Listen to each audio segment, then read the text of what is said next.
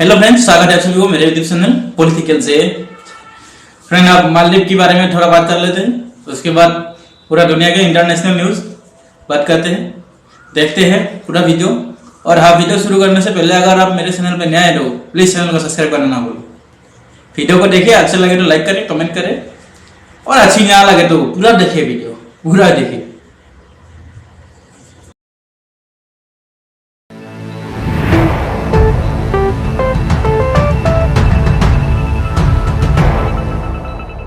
सलाम, नमस्ते, सत श्री अकाल। मैं हूं रजा और आप देख रहे हैं रजाग्राफी का अंतर्राष्ट्रीय प्राइम टाइम शो। मेरे दोस्तों, आपको बता दूं कि इस रिपोर्ट में सबसे बड़ी और पहली खबर यह है कि मालदीव ने लाल आंख दिखाई है। हमारा लाल आंख वाला कहता था, भाइयों बहनों, चीन को लाल आंख दिखाएंगे, एक बदले 100। भाई, चीन तो चढ़ा बैठा है, उधर मालदीव भी चढ़ रहा है। मालदीव ने हमारे एक जहाज को जब्त कर लिया है। हिम्मत देखिए मालदीव की। मालदीव ने भारत के एक मछुआरों के जहाज को यह कहते हुए जब्त कर लिया कि 13 मील हमारे समुद्र के इलाके में अंदर आकर ये मछली पकड़ रहे थे, इसलिए हमने इनके जहाज को पकड़ लिया। वहीं दोस्तों, मालदीव पूरी तरह से टक्कर लेने के लिए उतारू है। जहां हमारे अपने ही क्षेत्र लक्षद्वीप में ऐलान किया है कि हम नेवल बेस बनाएंगे और वहां एक मजबूत सैन्य टुकड़ी तैनात करेंगे, उधर से रिएक्शन आ गया है मोइज़ू का। जी हां, मालदीव के राष्ट्रपति मोइज़ू ने अपने सिक्योरिटी से कह दिया है, अपनी सेना से कह दिया है कि 24 घंटे लक्षद्वीप पर नजर रखो, जो भारत वहां हरकत कर रहा है। लेकिन जब से मालदीव चीन की संगत में आया है, मालदीव के नखरे और तेवर ही चेंज हो गए हैं। देखना अब यह है कि यह टकराव कहां तक जाता है।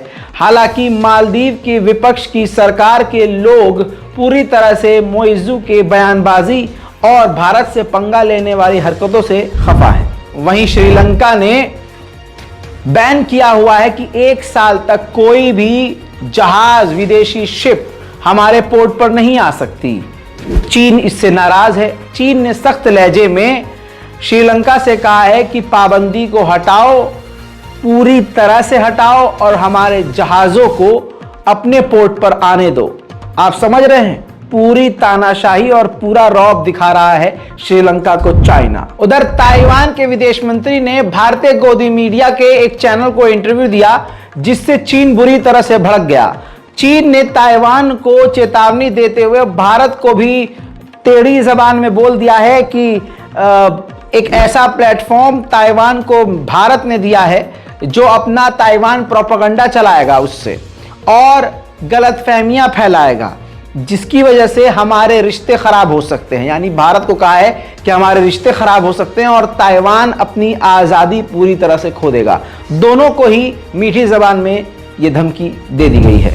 उधर पाकिस्तान के प्रधानमंत्री शहबाज शरीफ घोषित हो चुके हैं। अपनी जिंदगी में दूसरी बार पाकिस्तान के प्रधानमंत्री शहबाज शरीफ बन चुके हैं। हालांकि अभी तक इस सरकार को अमेरिका ने मान्यता नहीं दी है। वहीं पाकिस्तान में ही तेज मूसलाधार बारिश के बाद और भूस्खलन, जमीन खिसकने के बाद 33 लोगों की मौत हो चुकी है और सैकड़ों बुरी तरह से घायल हैं। कई इलाकों को खाली करवाया गया है। पाकिस्तान के खैबर पख्तूनख्वा के इलाके में यह हादसा हुआ है। वहीं अगली खबर है सूडान से। सूडान के अंदर सिविल वॉर चल रहा है। मिलिट्री और पैरामिलिट्री आपस में भिड़ रहे हैं। ऐसे में ईरान का नाम सामने आया है। ईरान वहां की गवर्नमेंट को, वहां की सेना को ड्रोन प्रोवाइड कर रहा था, इस लालच में कि सूडान अपने देश में हमें बेस बनाने देगा, यानी नेवी का या फिर किसी भी आर्मी बेस को अलाउ कर देगा ईरान के लिए। लेकिन सूडान ने ईरान से ड्रोन तो लिए, लेकिन अपने देश में ईरान की मिलिट्री का, ईरान के सैन्य अड्डे का परमिशन देने से इनकार कर दिया। वहीं ब्रिटेन के इंटेलिजेंस ने ऐलान किया है कि रूस और यूक्रेन की जंग में सबसे ज्यादा रशिया को नुकसान सिर्फ फरवरी के महीने में हुआ है। रिपोर्ट के मुताबिक आंकड़ा यह है कि रूस के हर दिन 900 से ज्यादा सैनिक मारे गए हैं। अंधाधुंध हथियार उसके बर्बाद हुए हैं। एयरक्राफ्ट हो, वॉरशिप हो, जमीन पर उसकी सेना हो और आम टैंक्स हों या आम व्हीकल हों, बड़ा नुकसान जानी और माली सबसे ज्यादा इस पूरी जंग में फरवरी के महीने में रशिया को हुआ है। जर्मनी के एयरफोर्स चीफ ने खुलासा किया है कि हमारे देश की कारों का, जर्मन कारों का इस्तेमाल करके फ्रांस ने हमारी मेड इन जर्मन कारों का इस्तेमाल करके उसके अंदर हथियार और मिसाइल यूक्रेन को ट्रांसपोर्ट किया है। पूरा प्लान किस तरह से फ्रांस ने यह सारा कांड किया, वो सब कुछ जर्मनी के एयरफोर्स चीफ ने जानकारी रिपोर्ट में दी है। दूसरी तरफ जर्मनी के चांसलर भी अब पैंट में चिरक दिए हैं। उन्होंने कहा है कि मैं इस तरह का कोई भी काम नहीं करूंगा और किसी भी ऐसी चीज को सपोर्ट नहीं करूंगा कि जिसको सपोर्ट करने से हम डायरेक्ट रूस के खिलाफ जंग में उतर जाएं। सुनिए। Und ich werde nochmal sagen, ich werde keine Entscheidung unterstützen, bei der es darauf hinausläuft, dass deutsche Soldaten irgendwie in einem militärischen Einsatz im Zusammenhang mit dem furchtbaren Krieg Russlands gegen die Ukraine verwickelt werden. Denn wir müssen verhindern, dass es zu einer Eskalation des Krieges, zu einem Krieg zwischen Russland und der NATO kommt. Darüber bin ich mir auch mit all meinen Freunden in Europa und den USA und anderswo einig. Und deshalb ist alles zu diesem Thema gesagt, was zu sagen ist. वहीं दूसरी खबर में यह है कि Luxembourg के विदेश मंत्री ने कहा है कि अगर किसी तीसरे देश ने यूक्रेन में अपनी सेना उतारी तो वर्ल्ड वॉर 3 शुरू हो जाएगा। We have to know as soon as we send troops, we are in close of a third world war. So we should avoid to send troops, and we should continue to support Ukraine. This would be really the last thing to do. We have so many other things to do before. We support the Ukrainians, and I had contact with Vladimir Putin and Volodymyr Zelensky at the beginning of the war. We believe that this attack is unacceptable, and so it is important to support Ukrainians.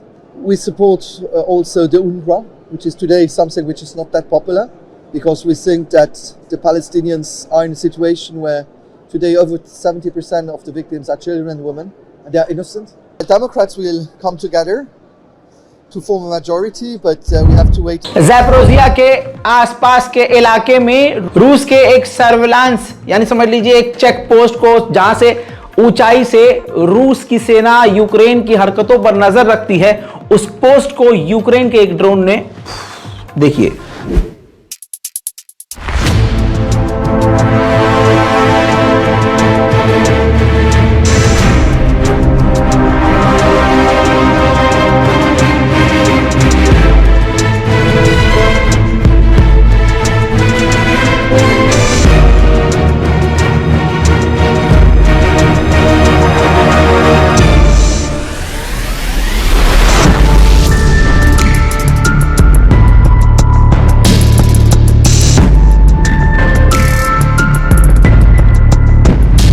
Ukraine के लिए बुरी खबर यह भी है कि Donetsk के एक और गांव पर रूस ने कब्जा कर लिया है।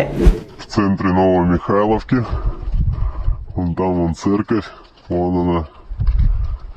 Установили флаг морской пехоты, там где мы, там победа. Сейчас возглавим флаг в центре Новомихайловки. Флаг нам дал ветеран морской пехоты 155-й бригады. Просьбу ветерана морской пехоты выполнили, лично его флаг повесили, все. Морская пехота работает. Дом стоит. अंतरराष्ट्रीय प्राइम टाइम रिपोर्ट में आज के लिए इतना ही। चैनल को सब्सक्राइब करना मत भूलिए। मैं हूं रजा और आप देख रहे हैं रजाग्राफी। जय हिंद। तो दोस्तों वीडियो कैसा लगा? अच्छा लगा तो लाइक करें, पहले बोला आपको मैंने, और क्या बोला आप लोगों को? आप लोगों को तो मालूम ही है मेरा चैनल नया चैनल है। आप लोग प्लीज मेरा चैनल को ऊपर धर दीजिए और रिएक्शन चैनल है, आप लोग देखिए, पूरा देखिए और अपने दोस्तों को भी भेजना ना भूलें। वीडियो कैसा लगा? अगर अच्छी लगे तो कमेंट बॉक्स में कमेंट करके जरूर बताएं। और आप मेरे फेसबुक पेज पर मेरे वीडियो देख रहे हैं तो फेसबुक पेज को फॉलो कर दीजिए प्लीज।